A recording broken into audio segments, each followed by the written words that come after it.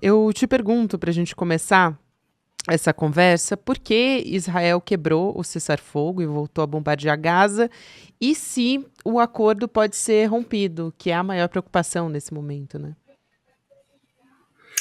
Olha, Gabriela, na verdade, o acordo de cessar-fogo ele expirou já tem cerca de 2 semanas.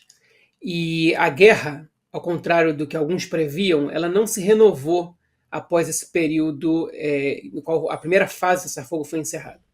O acordo de cessar-fogo ele previa que a partir, se não me engano, do 16º dia a partir do momento que ele entrasse em voga, os dois lados deveriam entrar em negociações pela fase 2 do cessar-fogo, que seria a consolidação do cessar-fogo permanente, ou seja, do fim da guerra, cessar-fogo de longa duração, no qual Israel se retiraria totalmente da faixa de Gaza, inclusive da fronteira sul, da fronteira da faixa de Gaza com o Egito, e todos os reféns israelenses seriam libertados em troca de milhares de prisioneiros palestinos.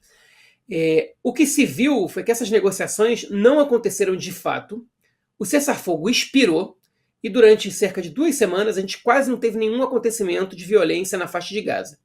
E aí, na semana passada, no fim da semana passada, a gente teve alguns casos isolados, especialmente bombardeios israelenses, e na noite dessa segunda-feira, de segunda para terça, houve um intenso bombardeio israelense em diversos pontos na faixa de Gaza, sobretudo no sul, que, segundo o Ministério da Saúde de Gaza, foram mortos cerca de 400 palestinos. E por que isso aconteceu? Por que Israel, de repente, decidiu atacar nesse momento? Eu listo aqui 3 razões, depois a gente pode se aprofundar em cada uma delas. A primeira é uma razão com a qual já está acostumado a ver, que é a forma que o governo israelense entende que impõe pressão sobre o Hamas para aceitar as condições impostas, no caso, pelo enviado dos Estados Unidos para questões do Oriente Médio, Steve Witkoff, para a extensão da fase 1 do cessar-fogo, não a entrada em vigor da fase 2. Ou seja, o Witkoff ele quer que a fase 1 seja estendida, vale lembrar que a fase 1 é uma fase temporária, que o Hamas liberte todos os reféns, por cerca de 2 meses, e aí se discutiria o fim da guerra. O Hamas se recusa a qualquer acordo que envolva a libertação dos reféns e que não tenha como contrapartida o fim da guerra.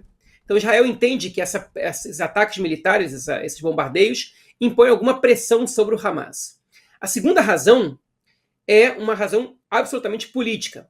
A gente se aproxima do dia 31 de março, o governo israelense precisa aprovar o orçamento até essa data. Os partidos ultra-ortodoxos ameaçam votar contra o governo, votar contra a proposta de orçamento, que se não for aprovada, o governo automaticamente cai. E o Netanyahu realizou esse bombardeio para trazer de volta ao governo o partido Força Judaica do ex-ministro da Segurança Pública, Itamar Ben-Gvir, um ultra-radical, que condicionou o seu retorno ao governo ao retorno da guerra. E o Ben-Gvir, isso já funcionou. O Ben-Gvir, horas depois do bombardeio, já anunciou o seu retorno ao governo. E a terceira razão, não menos importante, é criar uma cortina de fumaça para obliterar, digamos assim, os protestos que estavam sendo marcados pelas ruas do país, especialmente em Jerusalém, para os dias de hoje e de amanhã também, contra a demissão do chefe do Shin Bet, do Ronen Bar, que foi anunciada pelo Netanyahu no sábado à noite.